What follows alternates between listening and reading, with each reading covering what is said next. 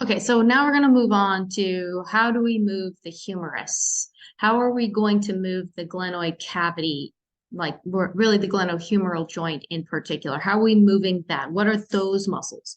So in order to help you with this, remember I created this block of synergist charts. It's not exactly a quadrant chart because the quadrant chart for the leg is actually based on its innervation. And here, because we have 5 nerves of the brachial plexus, we can't exactly make a quadrant with 5 things. But I'm going to force this on it, basically using location and action to make my quadrants, okay? Using synergists to make my, I shouldn't say that, using synergists, I keep doing that, to make my quadrants. So again, I'm going to have an anterior quadrant, which is the front part. I'm sorry, anterior quadrant is going to be the front part of my arm. Medial is going to be like on my torso, basically, because these muscles have really weird development. Some of them are actually developed from axial musculature, but they actually move the arm, right? So I'm going to do the anterior and the medial muscles first, and I'm going to try and color code this, but I don't have enough colors on my PowerPoint to do that. But I'm going to try to at least color code something. You guys might want to change these colors to help you out a little bit, because otherwise you're going to use primary colors, which are going to hurt you potentially. But I'll try to use as many different colors from the primary colors as I can. So let's go through, and these pictures are going to help us mostly with the medial compartment and what the medial compartment is doing. So the medial compartment of the upper limb is the same as the medial compartment in the lower limb in that it's doing the same action, which remember is adduction.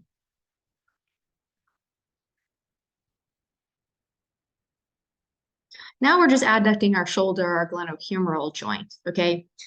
The main problem with this quadrant is that it's not as simple as the leg is, because the leg just is going to attach to the coxa, but here we have a torso that has to attach to. It's going to attach to the front part of the torso and the back part of the torso, which is why I know that this confuses you guys a little bit. But we're going to see that there's some muscles on the front part of the torso right here, and maybe I'll do this side. So this is pectoralis major. And you know what? Hold on really quick. Since I don't have a nerve here, I'm just going to do this in black. This is adduct shoulder. So we're going to see we have like one muscle here on the anterior side of the torso that actually is going to insert in the humerus right there. That is pectoralis major. And then on the back part of the torso, this picture is a little bit not so great, but you can kind of see there's this nice wing muscle here. This is number 2. This is latissimus dorsi. And then on this model, it's sort of unfortunately designed. There's another small muscle right there. We're going to label number 3. That's teres major. So those 3 muscles all work together to adduct the shoulder. Remember, pectoralis major has a couple extra actions, and so does latissimus dorsi and teres major. So they also are going to help us like with flexion, extension, or sometimes it's called protraction, retraction of the shoulder as well. But to create our synergistic group, we're just going to say they all adduct the shoulder. Okay, what is their nerve? They have 3 different nerves. So in this case, we're not going to worry about what the innervation is. And then we're going to think about attachments. Because they attach in different places to the torso, we just want to look for that one common attachment point. And you should see that they're all going to attach here at right there at the humerus, okay? And then you should look at the PowerPoint because I believe it says like the greater or the lesser tubercle of the humerus, and mostly it's right in the intertubercular sulcus that most of these muscles attach to. And they attach on opposite sides, which is why they're not only synergists for some actions, but they can also be antagonistic muscles for other actions. So those muscles are quite complicated, okay? And then I'll label some stuff on the anterior side here, but I'll also do it on the next slide as well. So the anterior portion of the arm is going to be that part right there. Okay, so the front part of your arm. So that means the front part of your arm, just like the back part of your leg, is going to do flexion. And I know you're like that confused you a bit, but just think about these muscles in the front here. What are they doing, right? They're helping us with actually flexing our elbow or flexing our shoulder. So we see that our action here is flex, shoulder, or elbow. And when we're doing antagonistic actions, we probably want to focus a little bit more on what the elbow is doing. Flexion of the shoulder is actually quite complicated because latissimus dorsi and pectoralis major and teres major are actually also doing flexion and extension of the shoulder, as well as a little bit of some of these muscles that I'm going to throw in here as well. So we had 3. So I'm going to make this one number 4 and this one number 5. And there's one other muscle in here that does the flexion of the shoulder. That's coracobrachialis, which I'll draw and label on the other picture. Number 4 is brachialis.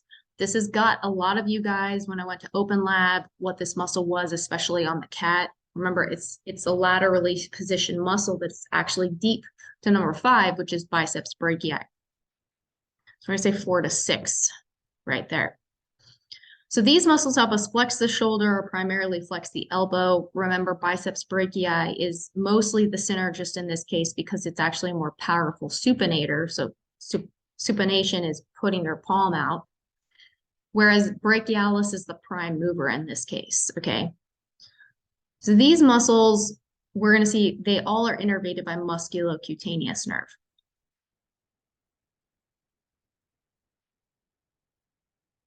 And their attachments kind of vary a little bit, but they should attach basically to the humerus at some point of the humerus or maybe even the scapula.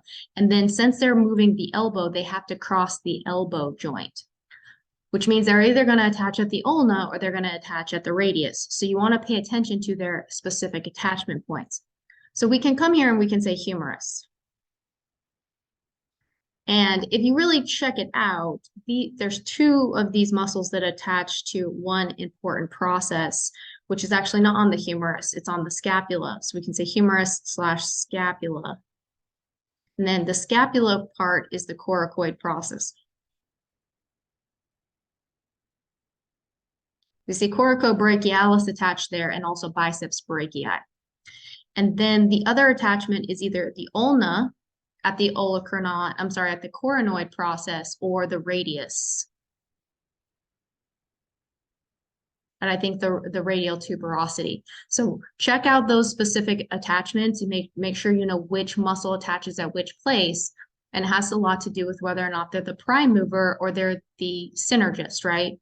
The prime mover here is brachialis because it's actually inserting into the coronoid process of the ulna. And that's why biceps brachii is the synergist because it actually inserts into the radius. And the radius is not the primary bone that's moving here. It's the ulna when we're flexing that is going to be the thing that moves. So here on our muscles again, I just wanted to go back over some of these anterior muscles and label a couple of them for you because I wanted to do that on the models that you guys have in the classroom. Remember, there's 2 arm models that you want to pay attention to. So there's one muscle there and there's one muscle right there. And then we're going to see that this muscle again here is more on the anterior / medial side. And then this muscle here is more on the lateral side. So I just want to remember what my numbers were, 4 and 5. 4 was brachialis. So we're going to see this is 4, that's brachialis, and then 5 is biceps brachii. So we see 5 again on that medial side, and then this tiny muscle here that I'm kind of make like sort of a brown, it's not really brown, a maroon red is number 6, and that's coracobrachialis. You see how it's coming all the way up to the top. If you really want to know, this little strip is also part of brachialis because brachialis is actually deep to biceps brachii, okay? So that's our medial and our anterior quadrants. So you've already filled these two charts out. So we're going to go on to our next two quadrants, and we're going to see that we're going to remember we're going to have antagonists on opposite sides, right? Like that. So if we had in our medial compartment adduction, then our lateral compartment should do, that's right, abduction. And ooh, let me change this. I'm going to color code this based on the colors of my PowerPoint. So there's only one muscle on the lateral side of the shoulder, this big, large muscle right here that's shaped like a triangle. It's shaped like a triangle, so it's called the deltoid muscle. And I know you're probably thinking, why? Because in Greek symbols, the delta is a triangle. Ah. I know nobody knows Greek anymore. I mean, some people probably do. Okay, so we're going to see that's deltoid right there.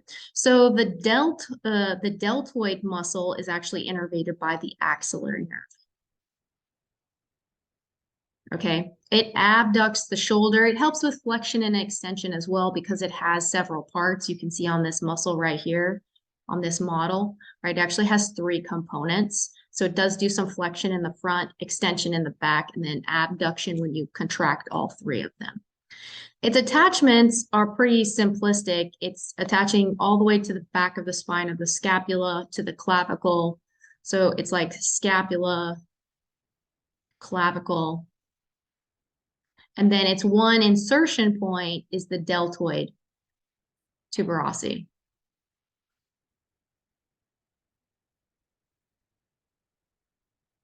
Of the humerus. So remember, it's antagonistic, okay?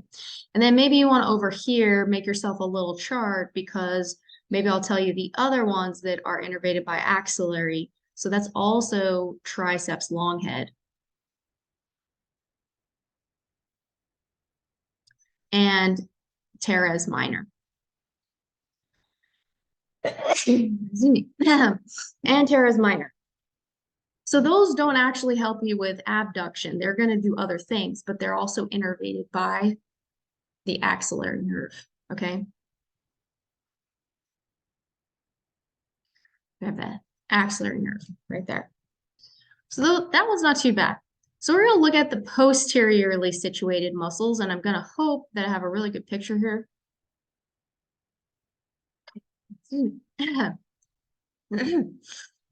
So my posteriorly situated muscles, remember, are also going to be antagonistic to my anteriorly situated muscles. So what that means is my posteriorly situated muscles are going to have one action, and that action is going to be extension of the elbow, a little bit of extension of the shoulder, but primarily extension of the elbow. So the unfortunate thing is this is innervated by a nerve that I usually write in yellow. So I'll not write it in yellow, I'll write it in orange instead.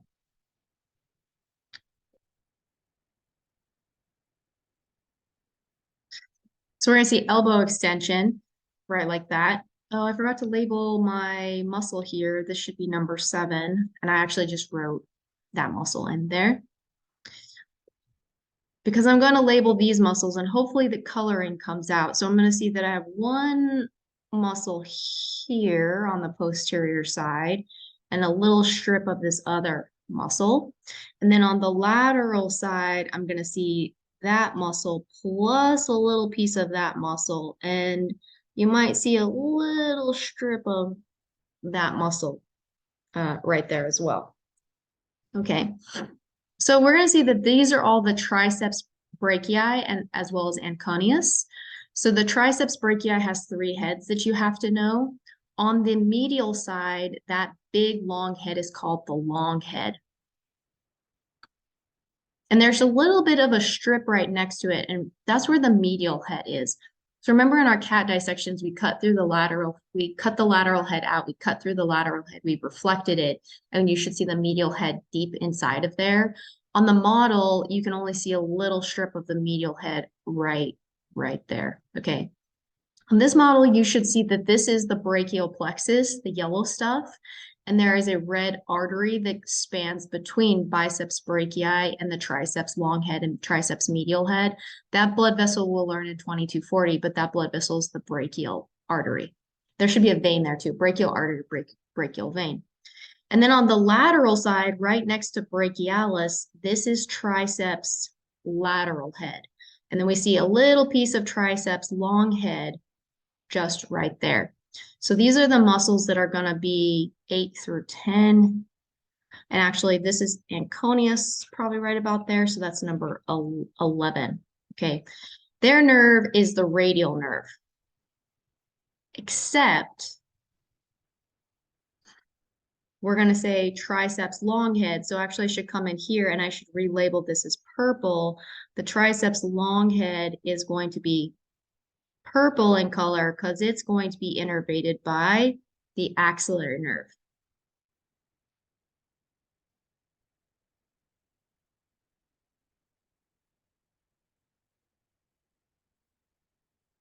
Perfect.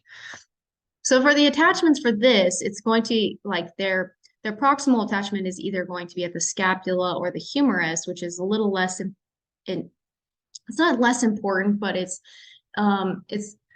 not as intriguing because it's not really like one common attachment point. So we can just say like humerus. Let me go back to my, whoops, let me go back to my other color.